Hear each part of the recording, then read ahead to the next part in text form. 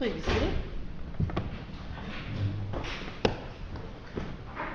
Good afternoon. We have 3 cases on the docket today. Our first is Holquist versus State. Are both sides here? Come on up. Our next case, come on up to council table. Our next case is Cemex Construction versus Tejas Abco. Both sides here on that one? All righty.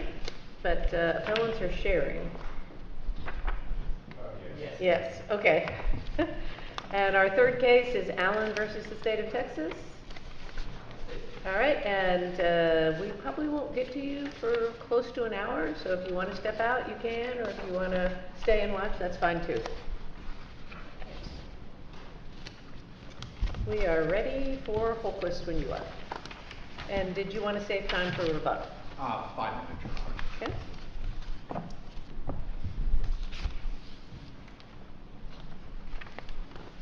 May I proceed? Mm-hmm.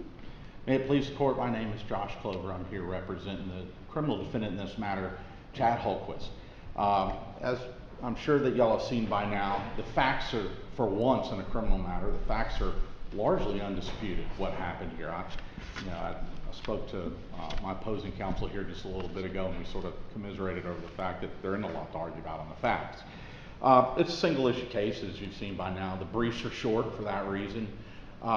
Really what it boils down to today is what I've argued and they've argued in hand is, did Mr. Holquist, he was charged with retaliation, he was convicted for retaliation, sent away for retaliation, but did the state prove that he had the retaliatory intent that's necessary to convict someone for the crime of retaliation? I'll leave it to the court. I'm happy to speak about other elements of the crime of retaliation, or sometimes it's retaliation and oppression is how it appears in the criminal code. But essentially, it's here we had the allegation of retaliation against a public official, and those public officials were 2 assistant DAs. One of them is now the DA, 2 assistant DAs in Austin County. Essentially what happened is, and these, to state from the outset, Mr. Holquist was, for lack of a better term, known to these 2 assistant district attorneys there in Austin County. They had prior dealings with him. Mr. Nystrom, one of the DAs, said he had dealt with him 2 years prior. Ms. Robinson, who's now the DA in the county and has been there longer than I have, or been back, she dealt with him as early as 2005. Whether in generally the way she stated it, and it's in the record, is she'd received a lot of letters from him over the years, and she'd had some phone calls with him. Well, when we get to what gave rise to why we're here today, on or about July 3rd, she received some phone calls from Mr. Holquist. The phone call... Could I ask you, was the jury charge in retaliation for or on account of? I believe it was for or on account of. I don't have that in front of me. And I went through it and I didn't make an issue of it for the brief. But I do believe after... But if it's just or on account of, doesn't that rebut your argument? Well, and to be clear, Your Honor, when you say or on account of that person or the person who's retaliated against being a public official, that I don't think that goes to the central issue when you look at the cases on this of whether or not that person had retaliatory intent. And here's what happened in this case. So are you saying that even if there's a conviction for threatening someone on account of that person's status as an assistant district attorney, that the state still has to prove a retaliatory intent? I think the case law is clear on that, Your Honor.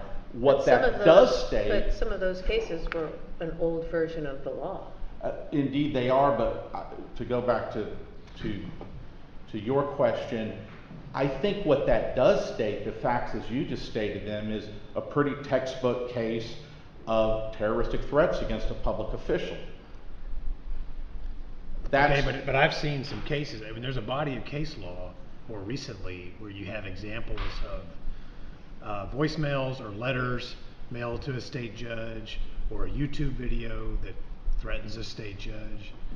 And those convictions have been upheld without evidence of any kind of retaliatory intent on the part of the defendant. But those are still upheld because those threats were made in those cases, or whether they were voicemails or the YouTube videos, or I think there's even some other social media stuff out there now, those were upheld as retaliation because it was on account of them being a public official. Here, he didn't make a phone call in this. Let me put it this way. It's undisputed that the threats that he made in his voicemail that came in July 4th or July 5th of 2022 were that he had been raped by Mr. Nystrom and Michael Jackson. That's undisputed. That was the threat. That's not a threat made necessarily on account of Mr. Nystrom being a public official. There's got to be more than that to make that retaliation and not just a terroristic threat, which this may well have been. Did you request the jury charge include any lesser offenses? I didn't handle this at trial, and there were no less. Yes. Same question I had. I don't recall. Maybe someone else can speak to that, but I do not believe there were any lesser offenses included in the charge, because that certainly would have then appeared in my brief. Is why not A instead of B? The other thing I want to focus on and bring the court's attention back around to is some of the main thrust of the state's argument on appeal here, and is as much to clarify my brief as anything else, is the main thrust of their argument is there's cases out there, and again, I think these are some of the cases that the court is familiar with. There's some cases out there that say that there doesn't have to be a prior act by the public official in order for the defendant in those cases to retaliate against. And two of those cases, one of them in particular, the Nandin versus State, that case is a pretty, what I think of as your typical law enforcement encounter case, and that's what the majority of these cases are, where the defendant comes in contact with law enforcement for some reason or another. It ends in some sort of either threats, but typically the cases that end up on appeal is some sort of physical altercation. And the argument in those cases that the defendants in those cases made was that, well, there wasn't some prior act, the altercation arose from that encounter, and those courts held that as a matter of legal sufficiency, there was enough evidence presented in those trials that they could have determined that the defendant in those cases had a retaliatory intent. This case is different and unique among the vast majority of the cases that are out there. And I think different from some of the cases y'all brought up concerning social media, where, in some of those cases that you read, there are, presumably the court's going to take some action, or a sheriff or an assistant DA or DA is going to take some action against someone, and that somehow gets back to the defendant, who then calls and leaves a message, makes the YouTube video, posts something on, whatever social media it is at this point. Those are different from this case. This is literally a case where Holquist just starts calling out of the blue. There was no threat against him. There was no warrant out for his arrest in Austin County, or at least there's nothing in the record on that. So are you arguing that if a person called up and left a threatening voicemail, threatening to kill the Chief Justice of the Texas Supreme Court, that there had to have some prior relationship before it could meet this criteria? No, Your Honor, not for. However, I don't think, unless you have some more meat on the bone there, that doesn't state an offense of retaliation necessarily. It's certainly terroristic threats. You're missing the fact that it says in retaliation for or on account of their status. Those are two different things. I agree, Your Honor, but I think it makes a difference. Did the person call and say, leave a voicemail, hey, I'm going to kill the Chief Justice of the Texas Supreme Court because of how he's going to rule or did rule on X, Y, and Z? Or does he call, in like this case, I'm going to kill the Chief Justice of the Supreme Court because him with his accomplice Michael Jackson raped me? Those are two different cases. So your point is that I forget the guy's name, but he just happened to be a district attorney. But that Mr. Holquist wasn't threatening him because he was a district attorney. I don't want to seem flippant about it, that, he just happened to be a district attorney, but Given both the prior relationship with these guys, But you seem to be arguing that the on account of language requires the threat to be because of that person's status as a judge, as a district attorney, as some public official. And your point, as I'm hearing you, is that Holquist made this threat against the DA under this fantasy, I guess you might say, For lack of a better word, that he had yes, been Your Honor. raped by these people, and not because he's district attorney, or he's an assistant district attorney.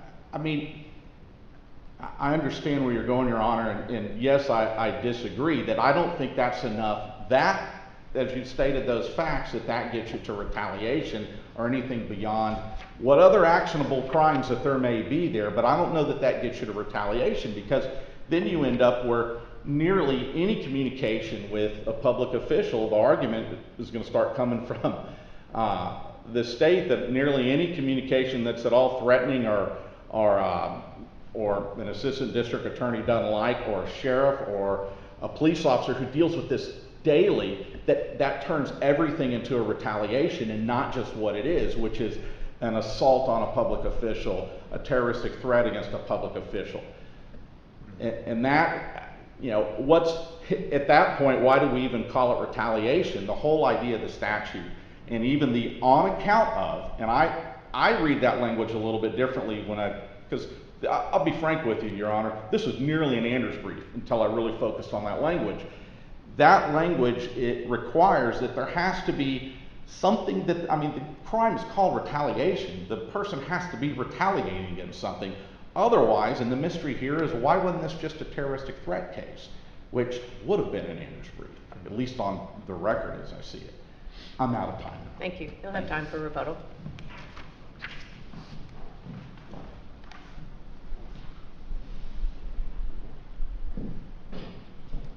Good afternoon.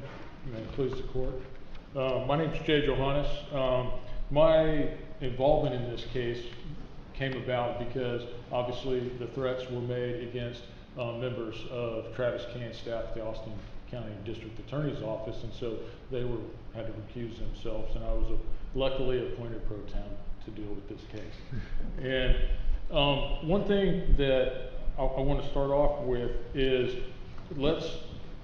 we're starting to kind of focus a little bit, and I would ask that we come back to a little bit broader view of this statute, because it's obstruction retaliation. It's not simply retaliation. There's an obstruction part, and that obstruction part goes to obstructing the orderly operations, and that's one of the things the Manning Court talked about when they said there doesn't have to be a retaliatory intent. There doesn't have to be a specific retaliatory element that has to be proven, because the goal of this statute is to allow public officials to perform their jobs, not just district attorneys, but all public officials, public servants, to perform their jobs without fear of... So is it enough that the defendant simply has to know that the person he's threatening is a public official? I don't know that we have to go that far, simply that he knows it's a public official. For instance, my neighbor is fully aware of my occupation, but if we have a disagreement about my trees growing over the fence, and one day he just can't take it anymore and he assaults me, that has nothing to do with the operations of my office. Even though he literally knows I am the county attorney in my county, the assault didn't occur for that reason. It was over trees. And so that situation would just be an assault. It wouldn't be an assault on a public servant, it would just be an assault. But on the other hand, if somebody's, and when you look at the record, you'll note that Mr. Holquist has no connection with the victims in this case whatsoever, but for their status as district attorneys. They've dealt with him. When you say they've dealt with him, has he had prior cases in Austin County? Yes, ma'am, he has. And if you recall from the record, the trial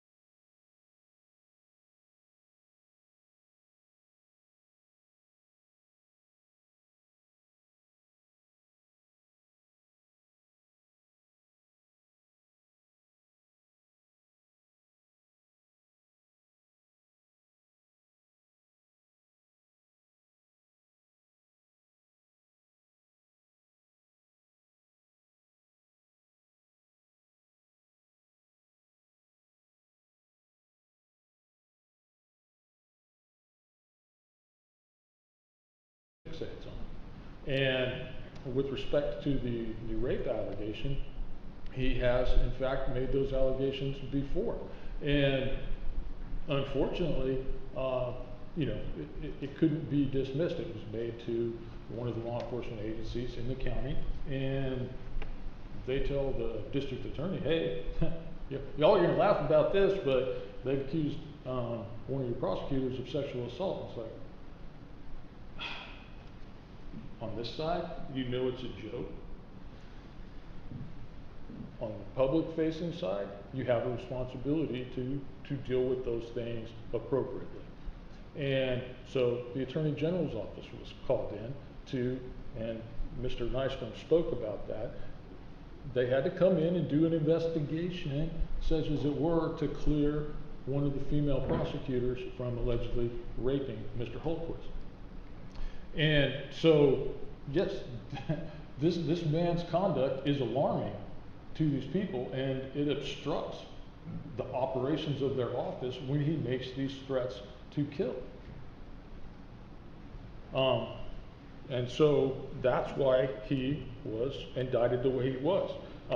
Not in retaliation for, but on account of their status.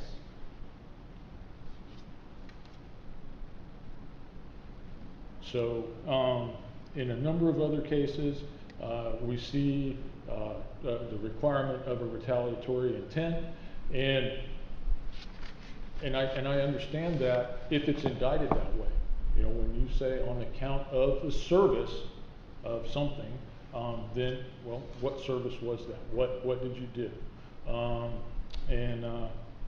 There was a case that this court had the opportunity, and I'm sure you see this before, my mind has gone blank on the name of that case. But nevertheless, the facts of the case, and y'all will probably remember it, was that a guard had stopped somebody, an inmate, from getting to another inmate. And he had been assaulted for trying to stop that other inmate. And the defendant went at large before this court was able to make a ruling, and so the case was dismissed. I don't think that this court has ever specifically said that it doesn't require a retaliatory intent. And I don't think that it would be prudent or what we're looking for to just declare wholeheartedly that it never requires a retaliatory intent. I think it depends on the indictment, because you're required to prove what you put in your indictment, and if you don't allege it where there needs to be a retaliatory intent, then we can't insert one in there. Is there a case that involves threats to an assistant district attorney like this one? I have not located one. I'm not going to go so far out on a limb and say no. I'm limited by my searchability in Lexis, and I've done my best, but I do not find one. Well, I found some regarding state judges. Right. Threats against state judges. Is there any reason why they would be treated differently than a district attorney? No, sir, there wouldn't be.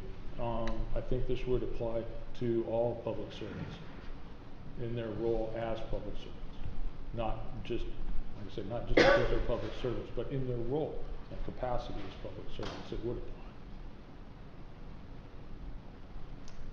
Was there any testimony during trial from the defendant that would indicate that the reasons for his threat against Mr. Nystrom were on account of his status as a district attorney?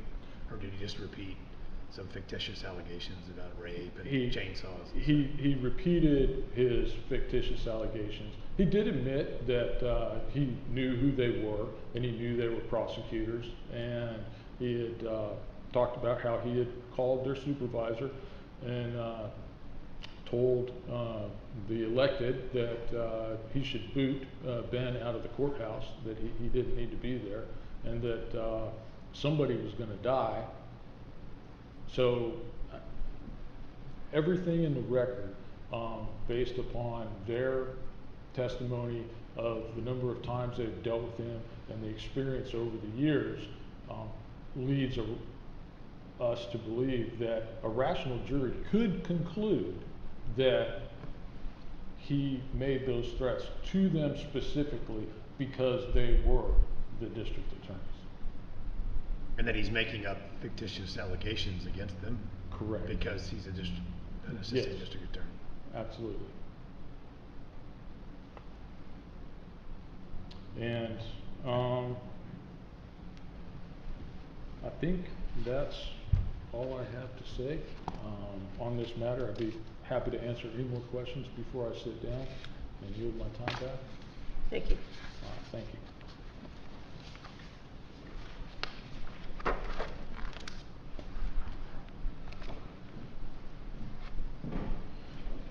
So is there a case that has reversed a conviction under this statute for the reasons you're suggesting?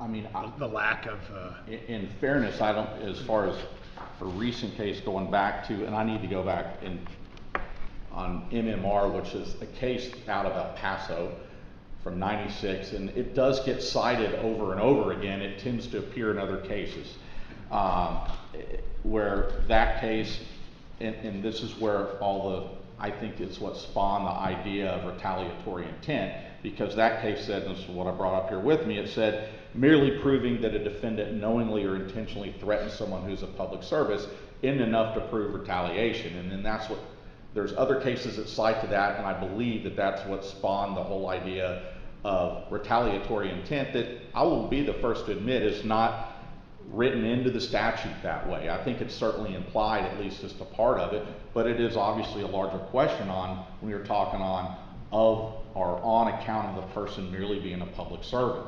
is there any evidence that Mr. Holtquist had made similar threats against people who were not public servants? I don't believe that there was any evidence of that at trial, Your Honor. Those were directed, and the recording I think is available on the record, the actual voicemail, and I cited to some timestamps in it.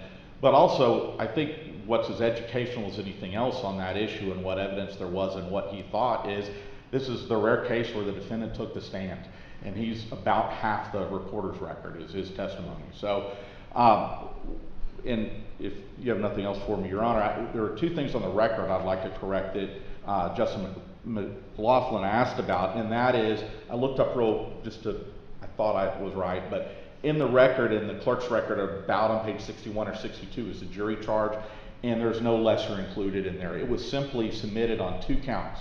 1 count involving retaliation against Mr. Nystrom and 1 count involving retaliation against Ms. Robinson. So that's how it was submitted.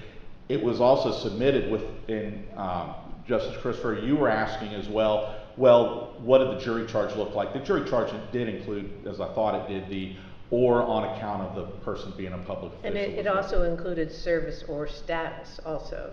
I believe so, Your Honor. Because yes. the MMR case, status was not in there at the time of that trial.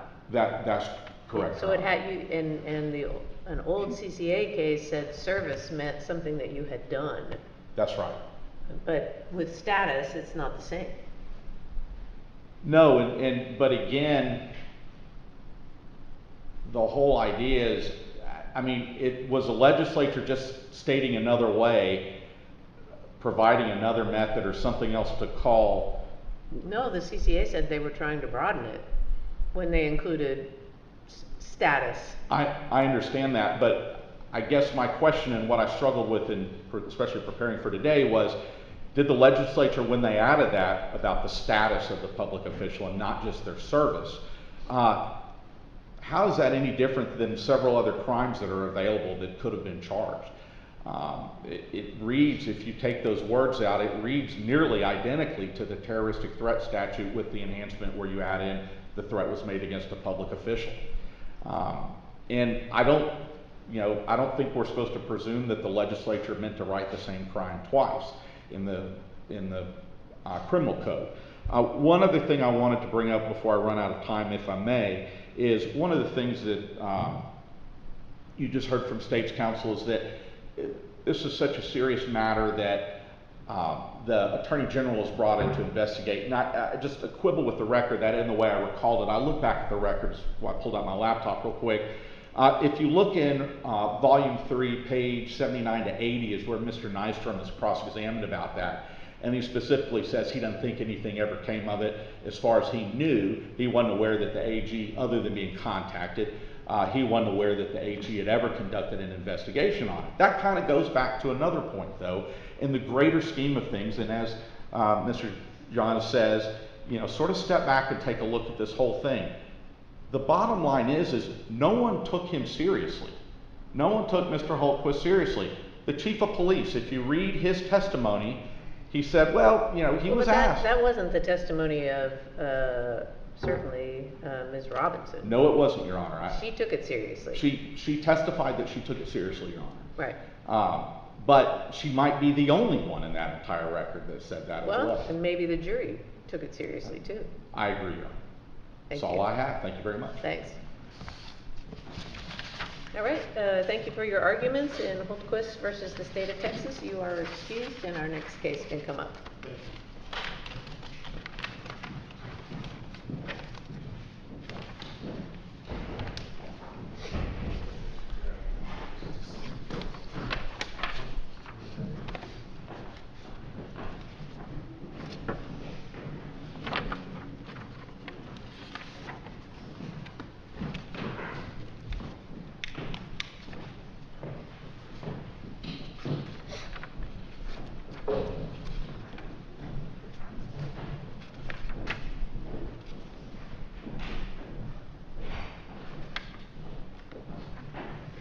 How do you all want to split your time?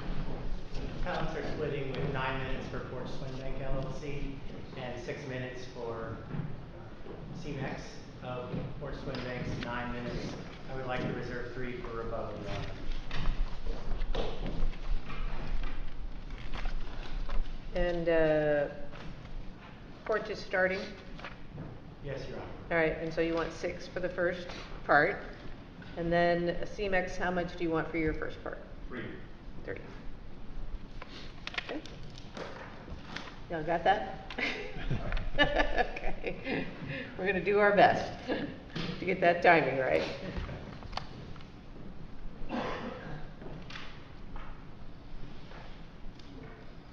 We're ready when you are.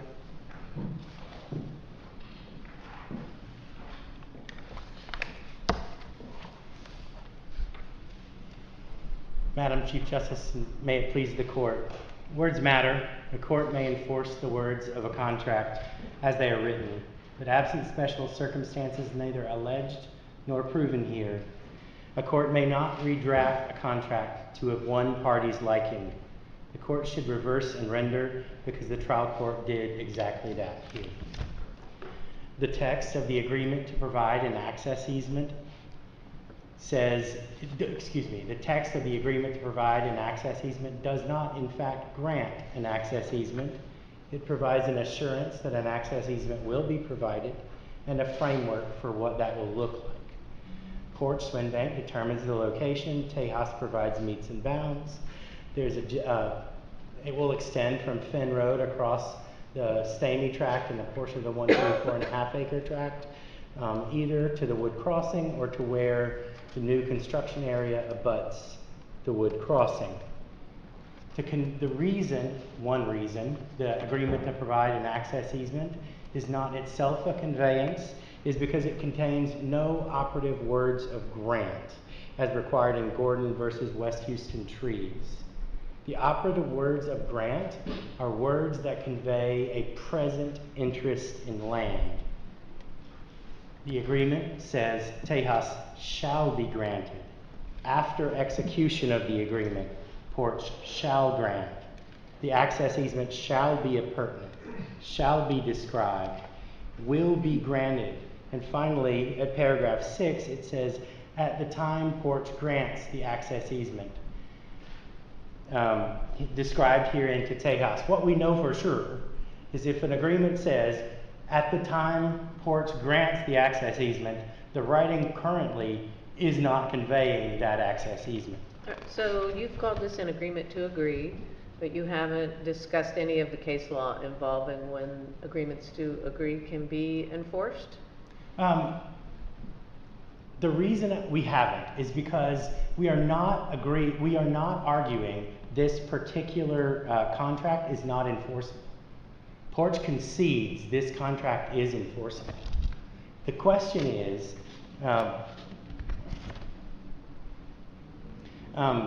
Tejas cases support Porch's position. A contract may be enforceable even if certain terms are left open. But what can be enforced is only the words in that contract.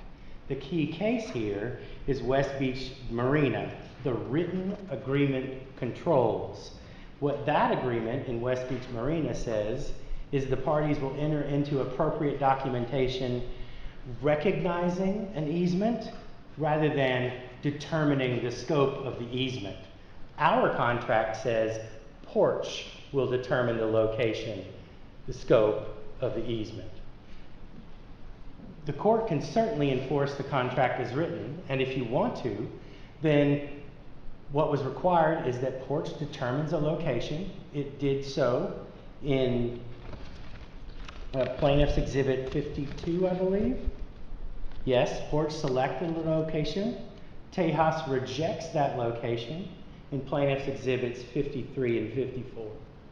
Porch suggests a second location, determines a second location in Plaintiff's Exhibit 57. Tejas rejected in part because it was too prohibitively expensive. The agreement requires good faith and reasonable conduct on the part of both parties. And Trujillo Enterprises requires that if Tejas needed the 60-foot right-of-way it claimed in response to the first location Porch determined, then it was required as a matter of law to use at least, 30 feet of its land that immediately abutted the offering made by Porch. We are, after all, going to a 16-foot wood crossing. A 60-foot right-of-way is not needed, and if it were, Texas law required Tejas to offer part of its own land for creating that access. If you were correct about your reading of the agreement, that it didn't grant an easement but just made a promise to grant one in the future, then what's the remedy for failing to do that? Just damages? So the first question is, did Porch fail to convey an access easement? Okay. That's true, but you have to read the whole agreement. The whole agreement requires Porch determines the location, and Tejas has to pay for the cost of crossing the new construction area, for the cost of any crossing it desires over the new construction area. Tejas said, no, we can't do that. Porch determined a second location. We can't build the land or build the road unless they agree to pay for the cost of the crossing they desire. They say that's prohibitively expensive. And so Porch substantially complied with the agreement. Tejas failed to comply with the framework they agreed on. And so Porch's compliance is thereafter excused. If Tejas, but the judge did not find any of those facts. Which part No, of the he did contract? not. Which part of the contract are you talking about? I'm talking about the agreement to provide an access easement, which provides the framework that's outlined in our opening brief and our... Okay, where in the agreement does it mention the aspects that you're describing about how who's burdened with the cost and so forth, and who makes all the decisions? Sure.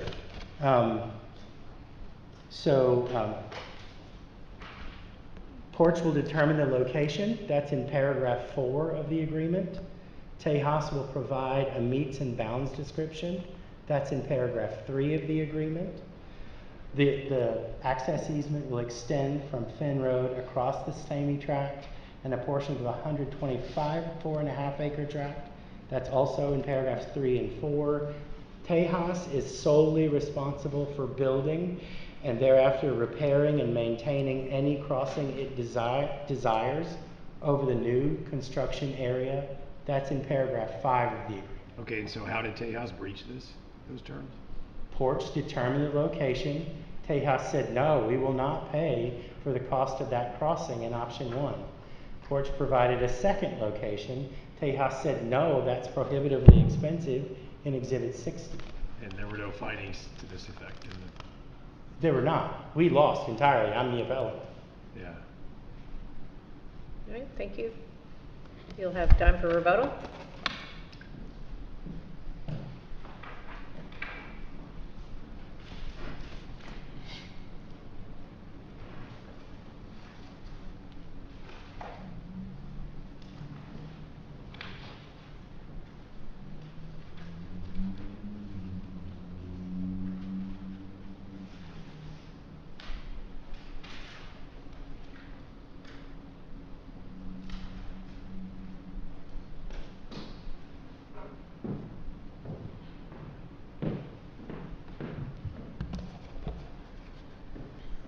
Madam Justice, may it please the court, counsel.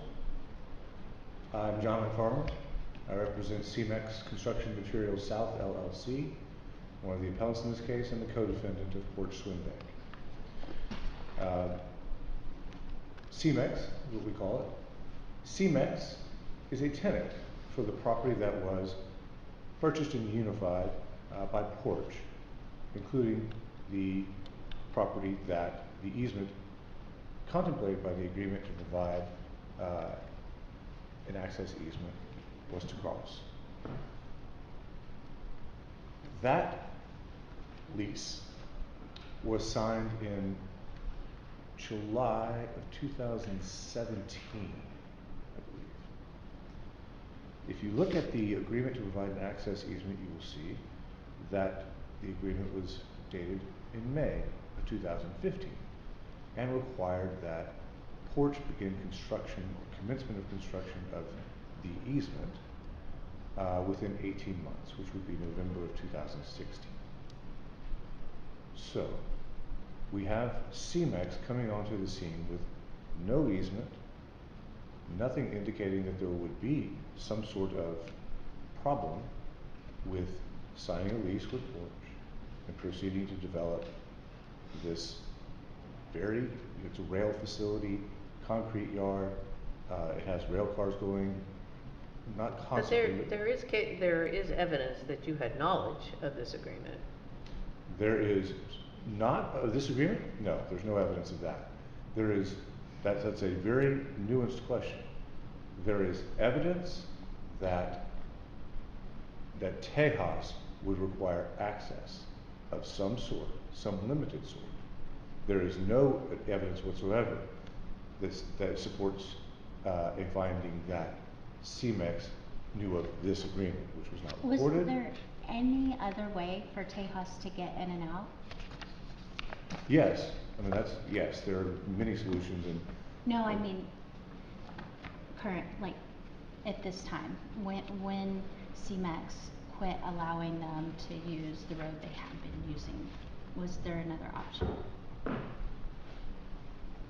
I mean, yes, the way they had accessed the property for years was not over, because the road didn't exist. The CEMEX road that runs up from Finn Road did not exist until 2019. I'm talking about 40 years after this contract was signed. They accessed the property regularly, but they did it through a different and circuitous route.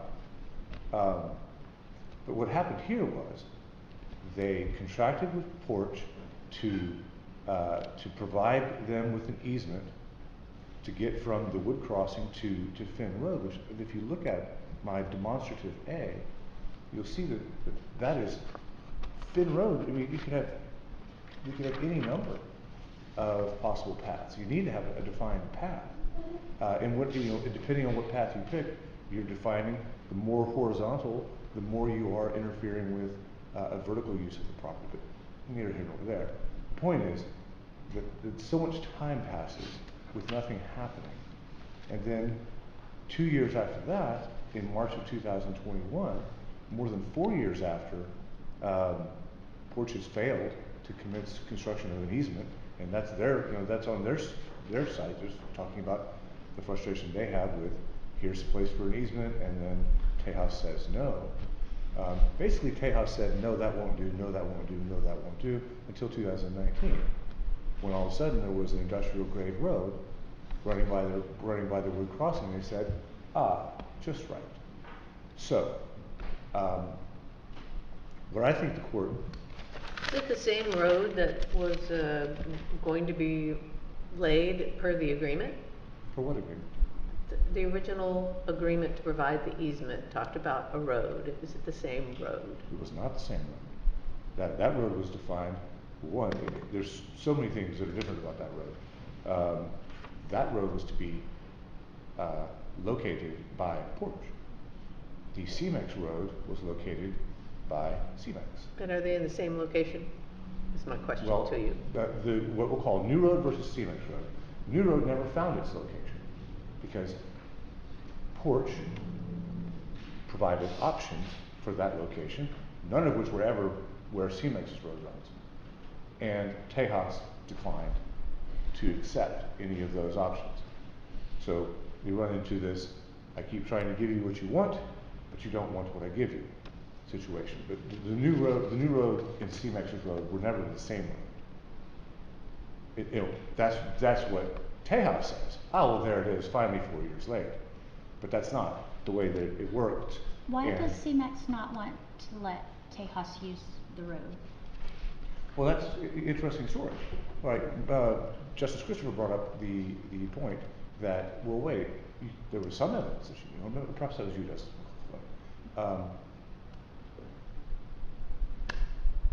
We never stopped them from accessing the wood crossing with their occasional maintenance, which is what we were told, or what Porch was told. If you look at the evidence, what Porch was told was the need that Tejas had for accessing the property. And that's what we were told. Hey, they're going to need to mow their yard every now and then and harvest the hay. We never stopped that. But when they started rolling heavy trucks, and remember what this is they're crossing, when you call it the wood crossing, what is the wood crossing crossing?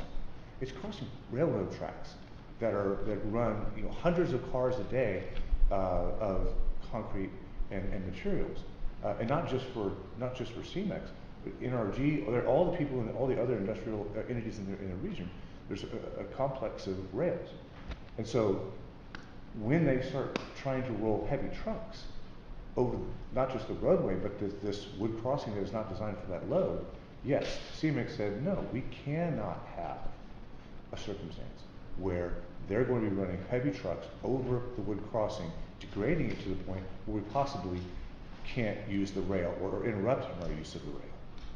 So that's what happened in terms of, whoa, wait, why all of a sudden can't we use the road? Well, you decided for a completely different use of that road. 5 years after you negotiated and bargained for an agreement to provide an access easement, you decided you wanted to use it differently. Yeah, but none of what you're describing about the use of the road or any limits on it is contained in this agreement. Well, interesting. I'm glad you brought that up, Justice Jewell. So there's two ways of looking at it, and I suppose you figure which is it? Does an easement go to the maximum level if it doesn't define its purposes and if it doesn't have any limits described by it? Or instead, are there limits imposed in the way we interpret easements? My understanding of Texas law is it is that second circumstance. I think that Well, that's only if it's not a contractual agreement. Well, this is, no, I disagree. If you have an If express. there's an easement by, it's not implication, but if there's a necessity easement, then it's limited.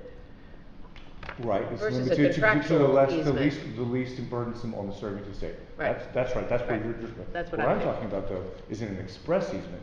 If an express easement does not define a purpose, if it doesn't say it's for this purpose, then it's not for that purpose.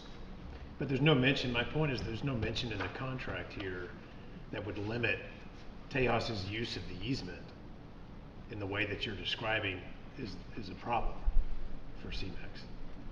Like, it can't be used for industrial trucks because it'll degrade the rail or, whatever. I mean, none of that's in And I here. guess I'm arguing the flip. My understanding of the Brookshire case is that what it says is if you want this to be for industrial trucks, you need to say an access easement sufficient for the use of industrial trucks, so that we know what the purpose of this easement is. It's not, it's the reverse of what you're saying, and frankly, that's the way that Tejas argued this case. They said it's an express easement, and therefore, any use that's not limited by the express language of the easement, So you're asking is us to- prohibited, and I think the exact opposite is true. Okay, so you're telling us we imply those limits or that language into the... I'm saying that if an easement is granted and, or is contemplated, because this one wasn't granted, but it was contemplated. I mean, so the first question, back to principles, and I'm sorry, I'm well over time, but the first thing you guys have to do is figure out, is this an easement or an agreement to provide an easement? Or is there some way for it to be both? And I'll see you on the flip side. All right, thank you. Thanks very much for your indulgence.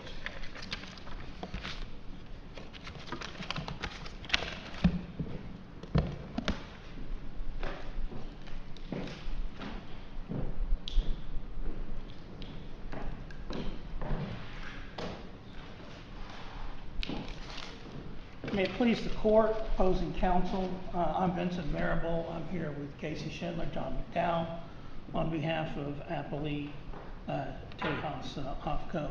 Chief Justice, your first question had to do about the agreement to agree case law. And your statement to counsel was, well, you haven't briefed it. And the argument is, he hadn't addressed it, he hasn't briefed it. The agreement to agree findings that were made by the trial court are consistent with a long line of Texas law and consistent with decisions out of this court. They're in the bench book that I provided. I had some cases that you were on before you became Chief Justice. Similar to the condition precedent cases, and these are not complex issues in terms of looking at a document and determining whether or not there is condition precedent language. Well, it seemed like Porch was arguing that they conceded that they owed you an easement.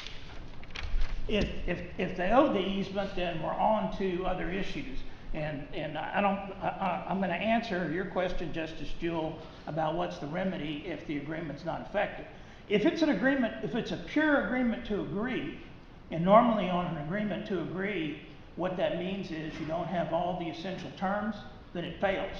Then the party that's asserting the claim just loses.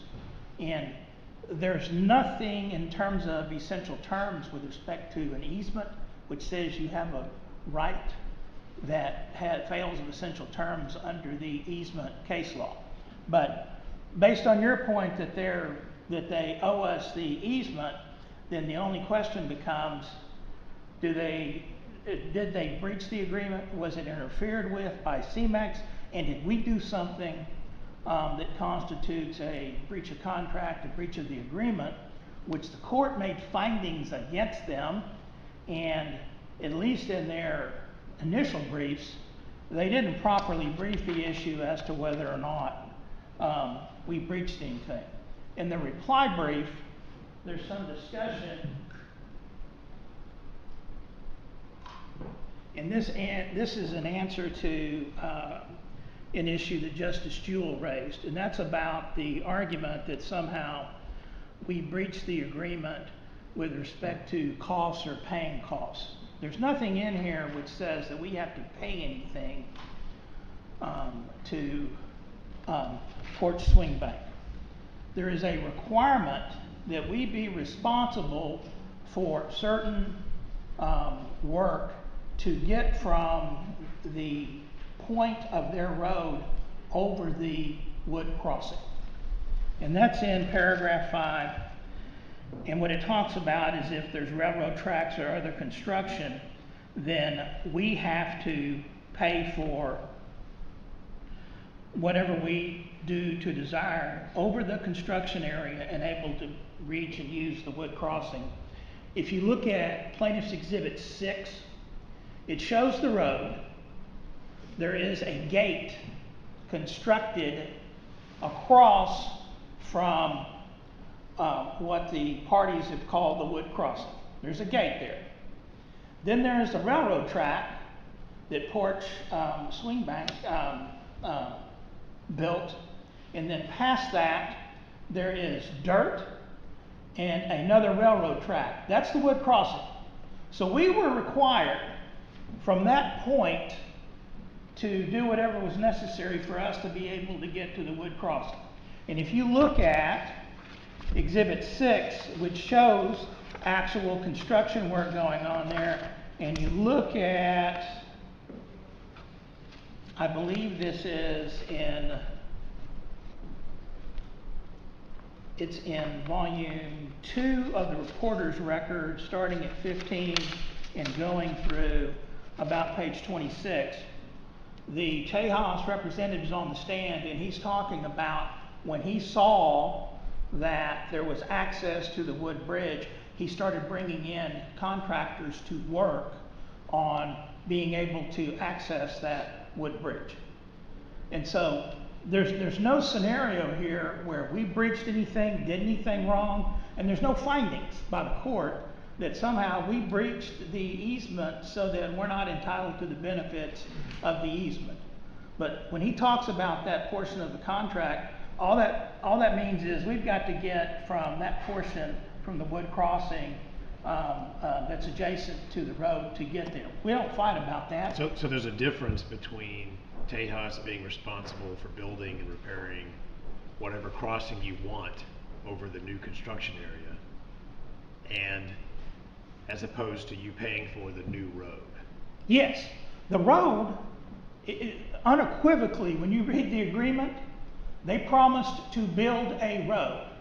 They don't fight about the fact that... And they did build it. And they built it, they spent the money, and they can't make us pay for it because the agreement says we're going to build you that road.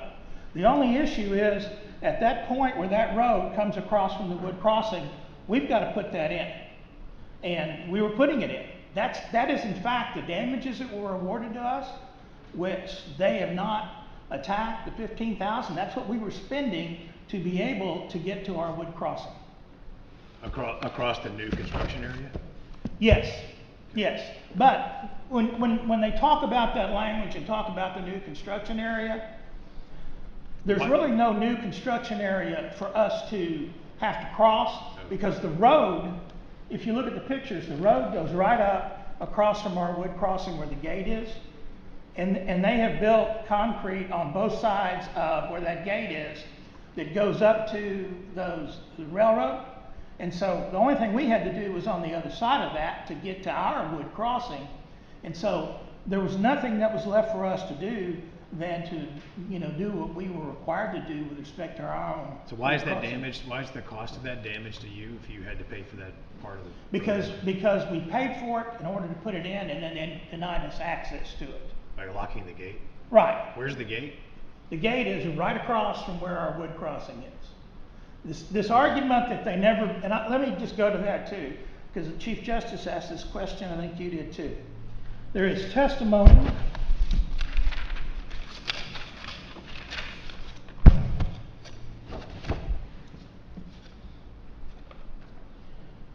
the document says, it talks on the road, talks about a location to be determined by Porch. And there is testimony, excuse me.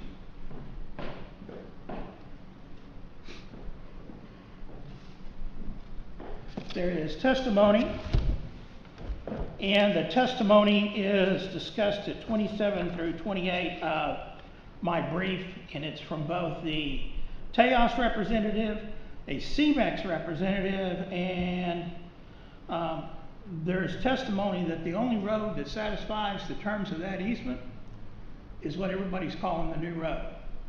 And there's further testimony that when the new road's built, it is built up to and goes past where our wood crossing is, which is the language in the agreement, and there's a gate there. And our client testified that there's no other purpose or reason for that gate that's there except to allow us to access our wood crossing consistent with the agreement. And so the answers to the various questions that you had about is there any other road, the only road that's there is the new road. And the new road satisfies the precise definition that's within the easement. There is some discussion in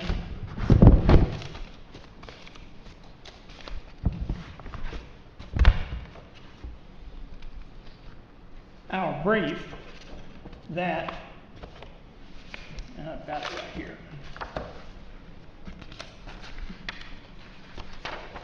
We cite on pages 48 through 54 the Vinson decision, and Vinson had to do with an easement access to a park, and the park was going to be created after the document that everybody was fighting about. It was not in existence at the time, and the court basically held that since the party to the contract had the right to create the easement and determine its boundaries, then once that was done, then that determined the extent of the easement. One of the other cases that is cited in our brief at pages 48 through 49 is the Corpus case, Robson. There was a right-of-way that was granted, and it was very clear that the right-of-way had not been determined at the time that the contract was signed. And the actual language in Robson is an express grant of a right-of-way set out in general terms without specifying the exact place for its location can be made certain by the act of the grantee in selecting the easement. So, Port says, this is where we're putting the road complies with the contract, then that is the road that satisfies the easement. And so all these arguments you're hearing about the delay, the new road is not the road that's within the easement. Port's decided where it was going to put it, and Port's put that road there consistent with the language, and that's why the trial court made extensive findings about all of the issues about the new road being the road that that's there right now. And Porch decided the road's composition and its dimensions and all of that. Well, the trial court made no findings on any of the dimensions, the type of material, or anything else, because the easement doesn't have any language. All the easement says, you get a road and you get access. But Porch built the road, and so Porch decided what to make it of, how big, how wide to make it. Yes. Okay. And so if that's what Porch decided to do, and that's the road, then that's the road that we get. And that road is big enough for us to run our trucks on, to use and do what we want. And the case law makes clear, and I'll just paraphrase what it says. It doesn't matter whether the agreement is vague, ambiguous, or uncertain, and it doesn't have width, or doesn't have the type of material, that doesn't preclude the court from enforcing the easement. And here, they built the easement, and it's not exclusive, and they even allowed us to use that easement for a while. So I don't see that there's any issue with respect to type of material, width, materials, or anything else. There was an argument that was made about the trucks and the damage that everything was causing, and counsel talked about the wood crossings. That's our wood crossing. We have an agreement with NRG Railroad that says that we can update it, build it, construct on it, and do whatever we wanted to do. So there are arguments that somehow you're running trucks that we think are too big over your own wood crossing. It's not a defense. Let me raise one issue, and I may get back some time here. There is a standing issue which has really not been addressed by CMEX, because case law makes real clear that CMEX, not being a party to contract, doesn't really have standing to assert contractual defenses, statute frauds, and other arguments to the agreement. And that was briefed extensively. The trial court made the findings and the conclusions. I put it in the brief, and it was not addressed on appeal by CMEX. The only argument they make on appeal is that they have the right to appeal if they are injured or affected by the judgment. That is different than addressing the actual standing question as to whether you as a third party can assert statute of frauds and other defenses, because the case law makes very clear that you cannot. I've got about a minute and 15. I'll stand for questions if anybody has any questions. Then I'll return my time. Thank you.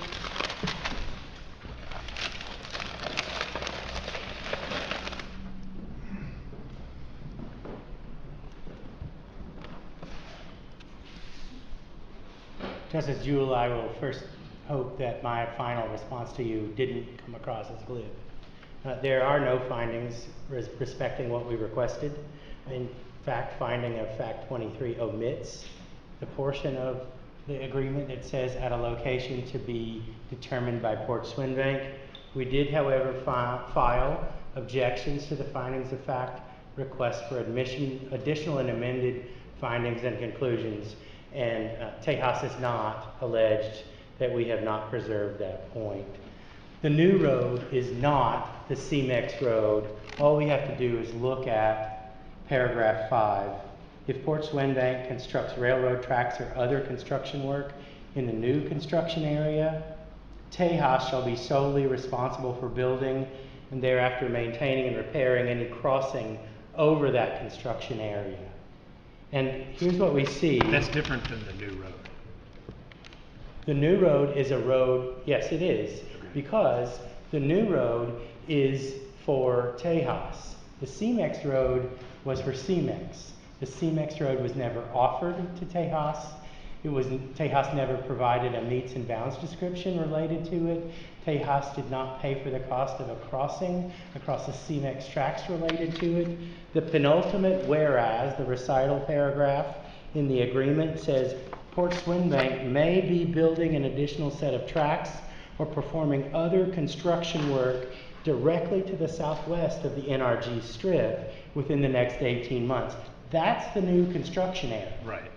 And so we did so by building a CMEX rail line and a CMEX road.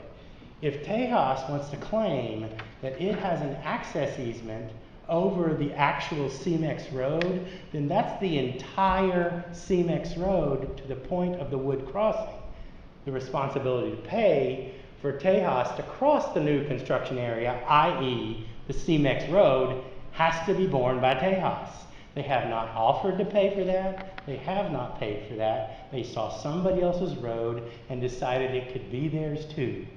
And that's simply not what the agreement provides. So you're saying you built a road in the new construction area, but that you did not build the new road? Yes, I don't think there's any way to dispute that, Your Honor. We offered a location for it to be built. Tejas rejected that location in plaintiff's exhibits 53, 54. We offered a second location in 57. Tejas rejected that location in plaintiff's exhibit 60.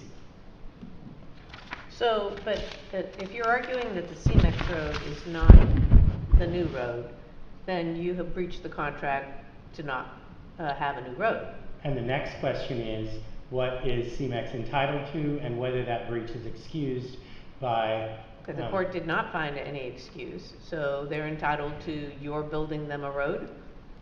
We think the evidence establishes a matter of law that we offered them a road, a location that we were entitled to do. Okay, but the trial court disagreed with you, and I want to know what the remedy is. The remedy is for this court to reverse.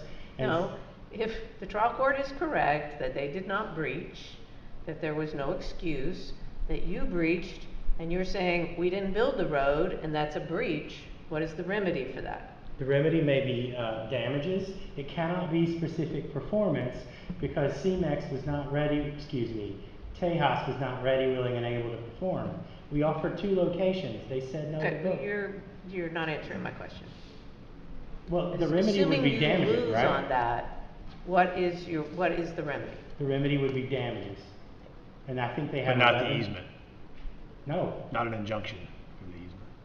no. Thank you.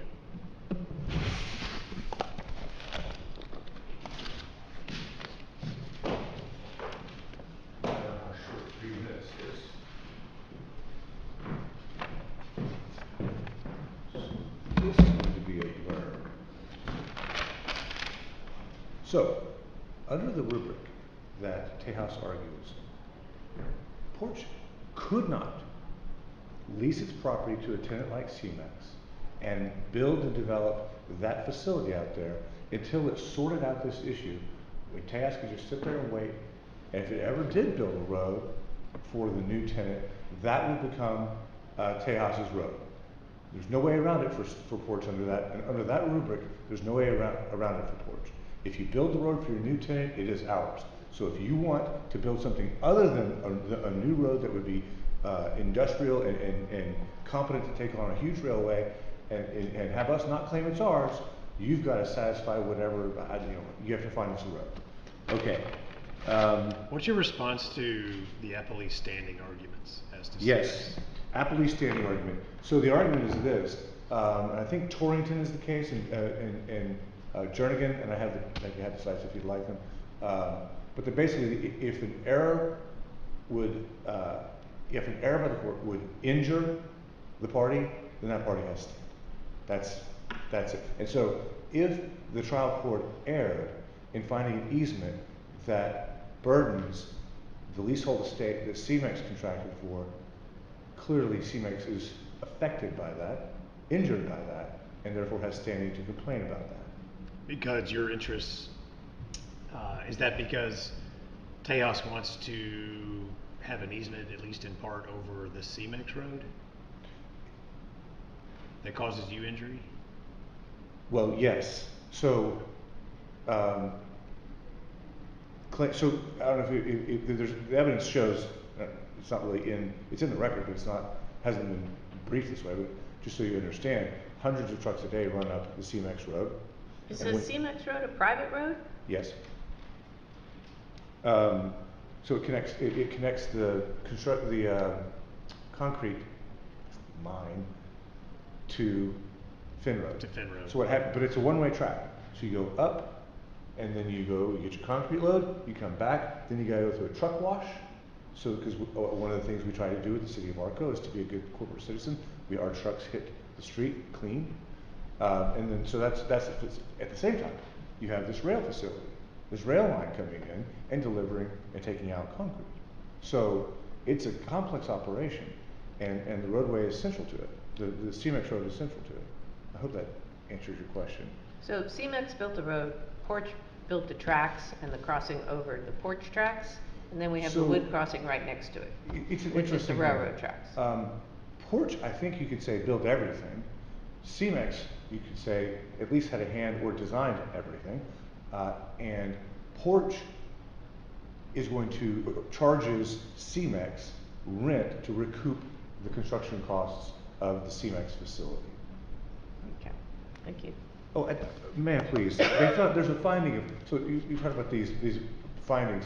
These findings were submitted to the court by the plaintiffs with no edits were made. There are some findings in there that absolutely lack evidence and that are important. There's a finding of malice against my client that is not supported by any evidence. And is that relevant if there's no punitive damages awarded in the judgment? Well, there's another finding that says we'll have a second trial later. So call me cautious. I don't like to have a finding of malice against a completely unsupported finding of malice against my client on the record. In the record, I would ask whoever might was appropriate for that. Might the malice finding pertain to the tortious interference claim? Theoretically, yeah, I assume that's the only place that it would have a hook.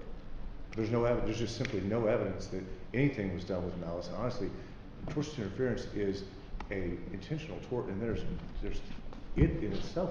There's no evidence supporting it. We pointed that out in our brief. I am well out of time. Thank you. Thank you very much, Your Honor. Good to see you. Thank you for your arguments in CMEX Construction versus Tejas, and you all are excused, and we'll have our third argument.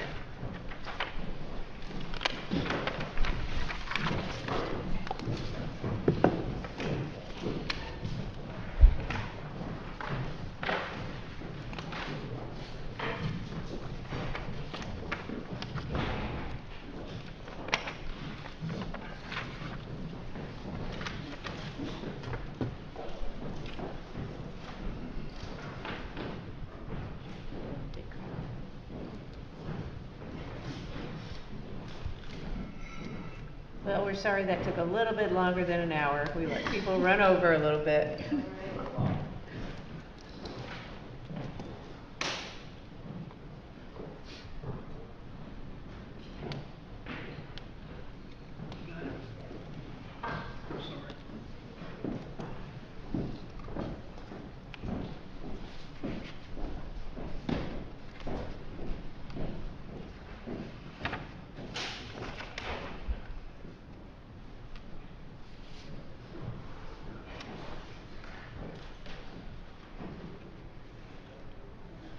And Ms. Schwartz, would you like some time for rebuttal? Yes, Judge, I would like 5 minutes, please. Both sides ready? We're ready. Yes, Judge.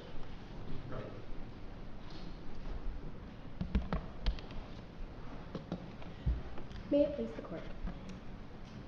This case, law enforcement cannot search this bag under any applicable theory of law. A holding that they can search this bag is going to impermissibly narrow the Fourth Amendment search and seizure protections, and it's also going to take us into analysis areas that I don't think this court really wants to engage in because it's incorrect under the current standards. So we start out on kind of dubious footing in this case, where the police choose not to get a search warrant in this case. They threaten Miss Law and say they're going to take her car for 4 days to get a search warrant, but they don't. And it's because they don't have PC to get it, and they know they don't have PC to get it. So they're going to go consent instead. And they try to get her consent, which she gives them to search the car, but that doesn't get them into the bag because they know the bag isn't hers. And they are trying to circumvent getting permission from Mr. Allen to search this bag. So you see they don't get consent. They strong arm her. Sorry, they're trying to get consent. They strong arm her into consent. And the state has to show shared control for her consent to get into the bag. There's nothing in this record that shows any kind. According to what case law? The shared control? Yes. So we see that in a couple different cases. Mostly we see Matlock that I talked about in my brief, where a girlfriend gives consent to search a shared bedroom and a shared diaper bag, and they talk about because she has joint control over this diaper bag with the defendant, she can give consent to use it. It's all about if you have not just like the ability to hold the bag, but the ability to use it for your own purposes.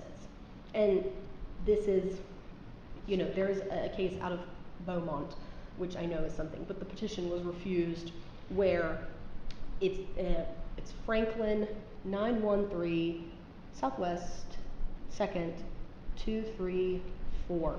And in that case, it actually is very similar to this one, where these two guys are in line for a bus.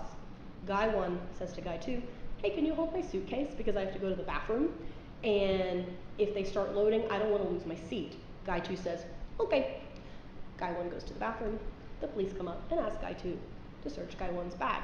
And the court holds he does not have the control over that bag necessary to consent to the search. And the CCA refused the petition on that. What about the automobile exception? The automobile exception requires probable cause, and they do not have that in this case. Do you argue in your brief why the automobile exception doesn't apply? I did not address that in my brief. The court in the trial was really concerned with consent and didn't really talk about the automobile exception at all, and so I focused in on that as well because they just don't have PC. It's not there because. Well, we have a very similar vehicle that was at the crime scene. We have people linking him to that vehicle. They see the distinctive crossbody bag. Why isn't that probable cause? So the vehicle wasn't at the crime scene. They see him get into Miss Law's vehicle another time. It's not during the day of the murder, if I recall correctly. It was like the next day. And so they never see Mr. Allen with a firearm. They never see him use his bag that he has on him in the surveillance video to conceal or reveal a firearm at any point. They have no information that Mr. Allen carries a firearm or uses this bag to carry a firearm. And so the only thing they have is a police officer saying, well, people can put evidence in bags, and they cannot say this is even the same bag. And you see multiple times in the record where they're asked, is this the same bag? And they say, we don't know. Looks similar, might be, could be. They can't say it's the same bag. So if you're thinking of it like writing a search warrant, you're going to write, we want to look for evidence of a crime, and we want to search the bag he has on him at the time of the murder. It's 3 days later, and we don't know if this is the bag or not. That's not good enough for a search warrant. They don't have any reason to believe that evidence from the crime 3 days ago is going to be located in potentially a completely different bag. It just doesn't fit for a search warrant. It doesn't fit for probable cause.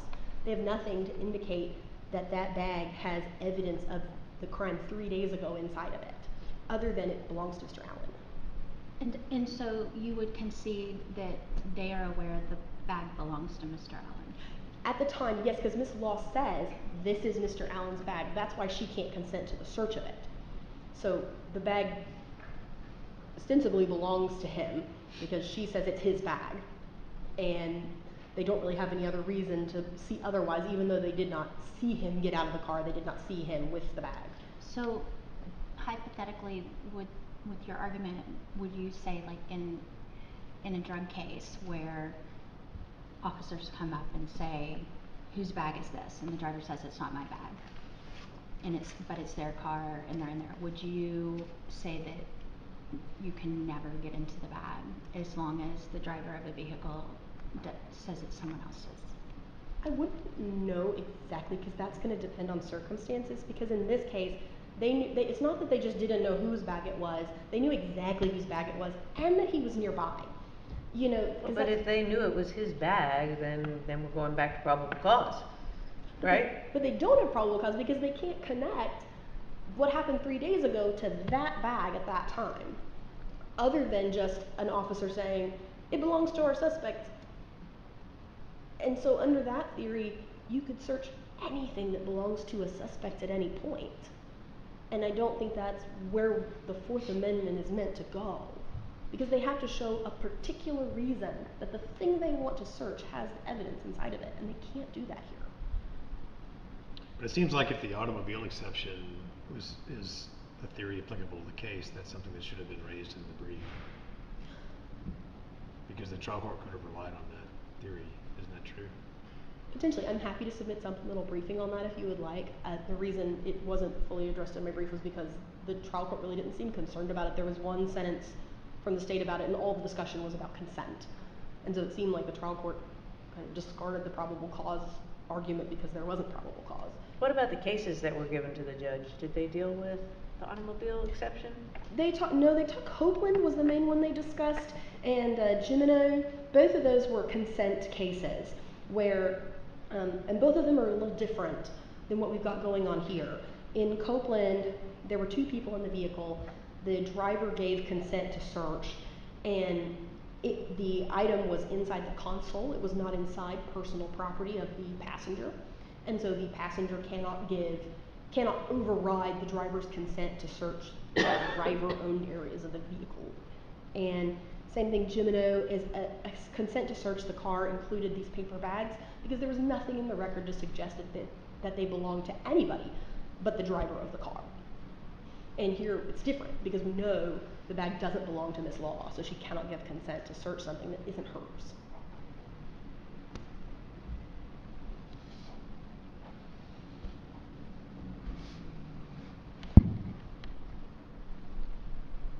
I think one of the other things I wanted to mention was that if you look at the pictures of the bag, like you just really can't tell that they're the same bag.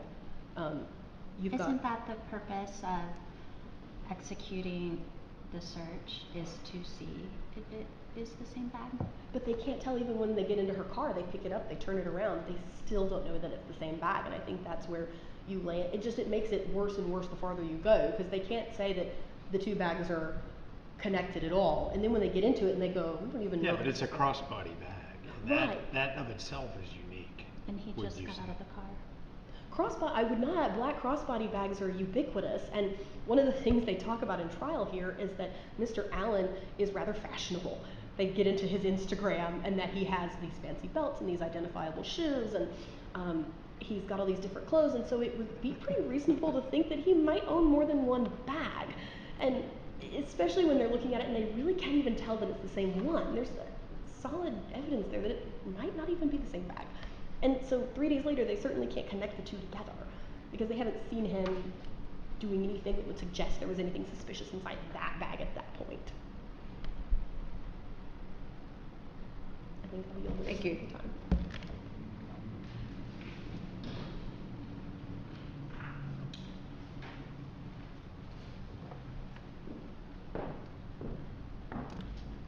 Good afternoon. May it please the court. Brian Kent on behalf of the state of Texas. I want to address up front some of the questions that this panel has put to opposing counsel and some of the inaccuracies in the description of what the record shows and doesn't show. Particularly, I want to start with the fact that the state did raise the automobile exception when it returned to the trial court. This is going to be on page 7 of, I believe, the 4th or the 5th volume. The state specifically references State v. Ross, which is the core case involving the automobile exception, United States v. Ross. Naturally, it would be a Supreme Court case from 1982. And so this was raised with the trial court. Wouldn't much matter if it hadn't, because it would still be a germane basis for this court to affirm the lower court, but it was brought to the trial court's attention. That's number one.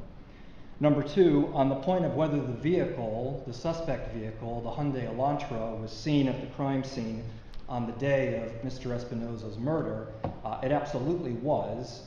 You can consult State's Exhibit 111, specifically the file that is labeled IMG_095 to IMG_0927.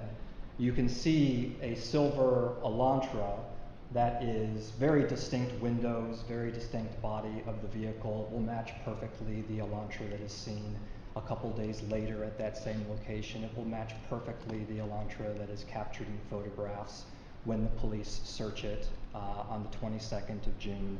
And so it's from that surveillance video you can see the Elantra outside the Chapman Food Market, where the defendant and the complainant had separately been just mere minutes, 20 minutes before the murder.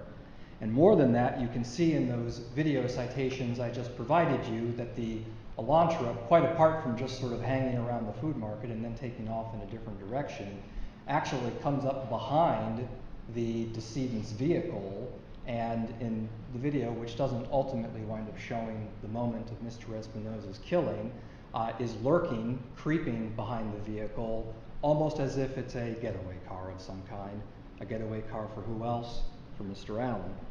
So that's point number two, is that the car is much more significant than just being something that Mr. Allen is associated with outside the food market a couple of days after the murder, and of course when he's being taken to a government office on the day of the search. The third point to make is that, and I think this was actually brought out by some of the questioning, is that the bag is very distinct. You can compare the image of the bag that's depicted in, I don't have the exact citation, but State's Exhibits 123 to 127. So again, that's State's Exhibits 123 to 127. They're various screenshots taken from the surveillance video, many of them, and they show Mr. Allen, of all people, wearing this distinct crossbody, one-strap black bag. And you can compare that to State's Exhibit 131, which shows this very distinct one-strap bag that is seated in plain view, I emphasize, on the front passenger seat of Miss Law's silver Hyundai Elantra when the police come upon it and search it. So those are three things I want to make clear. The bag is distinct in appearance, certainly so that officers could plain view see it and think, you know, this looks a lot like the bag we've seen on the defendant the day of the murder, because you can see him in the surveillance video very clearly inside the food market wearing this bag. You can see him very clearly 2 days later with the same bag. And of course, you know that he's associated with the Elantra because Miss Law says, in fact, they had a tip, the police, that he had been going to this government office. And of course, she says even that the bag belongs to him, to the police. So the bag is distinct, the car was there on the day of the murder, and the state did address United States v. Ross when they made their arguments to the trial court. And really, that's ultimately why, and I think Chief Justice Christopher, your point in response to opposing counsel is apt, that just as soon as one starts to argue that the to argue that the plain view exception, well, rather to argue that consent wasn't there, you start to get into the distinctions of the bag, the distinctions of the car, the distinctions of Mr. Allen being associated with both, and you just suddenly build up the plain view argument that was made to the trial court and that this court could use to affirm.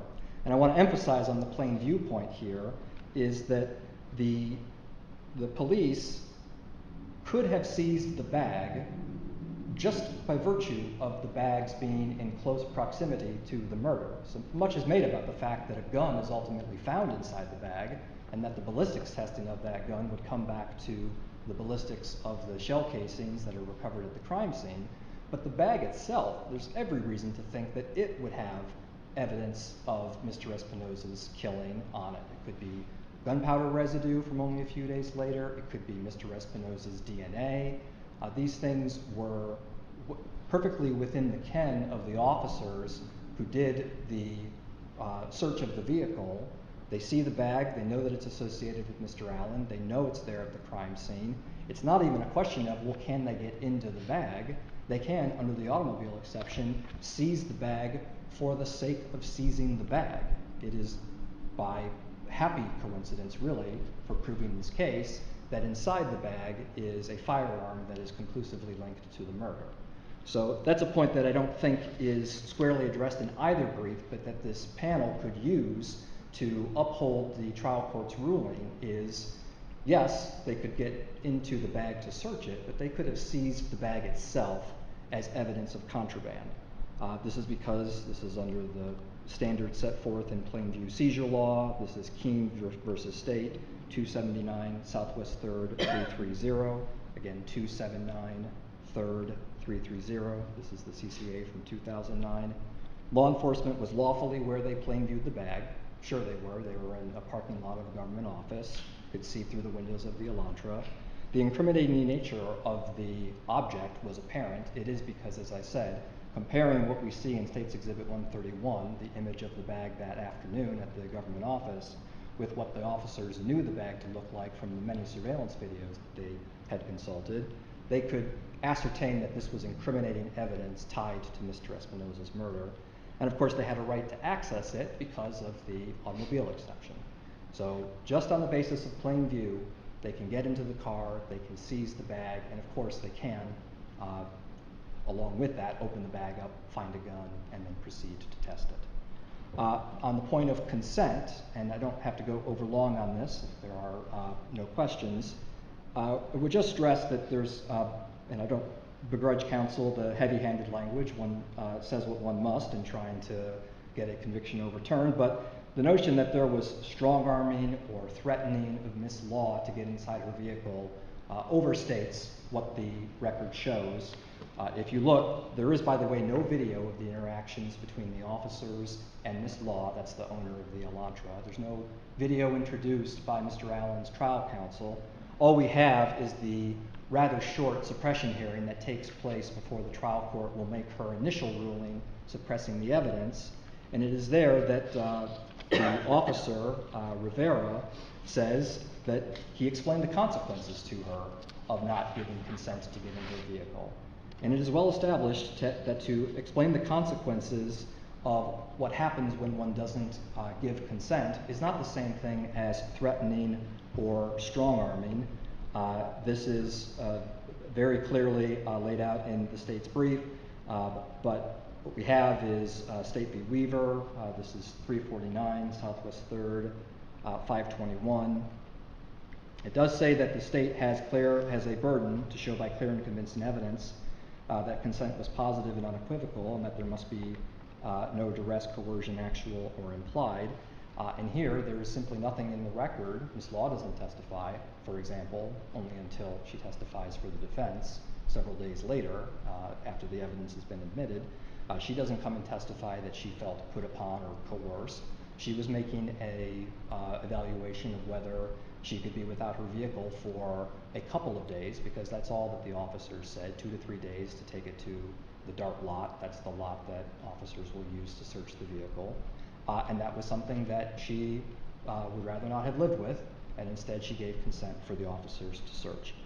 And so that's what they did. They had consent as a basis, they had the plain view exception to the warrant requirement as a basis, and either one of those would be perfectly adequate for this court to affirm Mr. Allen's conviction. And if there are no further questions, I'll yield back the balance of my time, and affirmance is what the state requests. Thank you. Thank you. Rebuttal?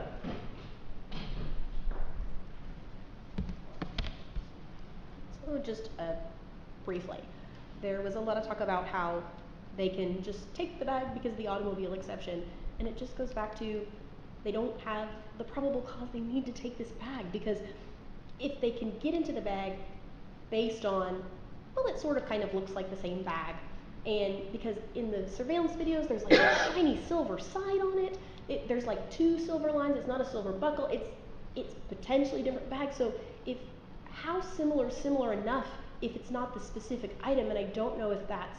Isn't it just probable cause to believe that there's contraband inside of it? Yeah, and they don't have that. They can't articulate a reason to believe that this bag has any contraband inside of it at the time. They can't say it's the same bag. It's been 3 days since this happened. They didn't see any interaction with the bag at the time. They just don't have anything other than it's owned by the suspect and you can put evidence into bags. And it's just not enough. Well, there might be evidence on the bag too. They don't do any of that. They have that option, and they certainly don't do any forensic testing of it. But does that matter after they found the gun? I think it the matters. question is whether they had the right to seize it at that point. It matters because when they talk about what they wanted to do was look in the bag. There was no discussion about their intent was looking for forensic evidence in, around, on. The whole thing was about they wanted into that bag. Is the state correct that the vehicle's the same vehicle at the murder scene that's following the car that he's already linked to, and they've seen it again on this day? It definitely, I believe, drops him off a couple days later. If the state says it's on video the exact same day as the murder, I don't recall that, but I'm also not in a position to say they're being disingenuous, right? I'm gonna say, okay, that may be the case, but it still doesn't matter because it's days later. And if a car is driving up and around, okay, but it doesn't have any interaction at the time of the murder, they still gotta say why they think at that time there's gonna be evidence inside of that car, and they can't, because that's not even what they're concerned with. The whole focus in this is on that bag, even though they don't have the actual basis they need for it. Sometimes, they did find the murder weapon inside, and sometimes those instincts are correct, but they have to have the legal basis to match those instincts to actually do something with it. And they didn't bother to ask Mr. Allen for consent. They didn't bother to get a search warrant. They told Ms. Law they were going to take her car for days. There was talk about who was going to pick up her kids if she didn't have her car. I mean, they could have gotten the search warrant, and they just chose not to. And they chose to try and go around it all, because they couldn't have put any of that into PC and really gotten anywhere with it. Do you believe had they taken the time to get the search warrant that the bag would still have been in the seat by the time they got back? Yeah, because they can secure stuff while they wait to get a warrant. I mean, getting a warrant in Harris County is not a 4-day process. They could have been there and done it. They tend to do securing of things before they do search warrants, and they just didn't do any of that because they didn't want to, and I think they knew they didn't have what they needed to get into the bag. And there was talk about Ms. Law not testifying about how the police talked to her, and I don't know that really matters here nor there, because she wasn't the product of any of this. So whatever the police said to her, and they testified to what they said to her, so it wasn't really even a contention, because they said, yeah, we told her we were going to take her car. It doesn't really matter, other than the point that they could have gotten the warrant and they didn't. I just don't think this court really wants to get into how similar is similar enough for probable cause. Like, if the bag had a sticker on it that was a star at one point, and then the star sticker is gone, is that still similar enough? Was it a patch? Was it removable? It's just, it's a lot of analysis to get into when your basic rule for probable cause just isn't there. Because it's just not, they don't have a reason to say that item is going to be where they think it is, and it's going to have what they think is inside of it at the time. Just a fair probability. I don't even know if they have a fair probability. It's just, it's owned by a suspect and we want to look at it. And that's where we land on it, and it's just not enough. Thank you. Thank you for your arguments in Allen versus the State of Texas, and we are adjourned. All right.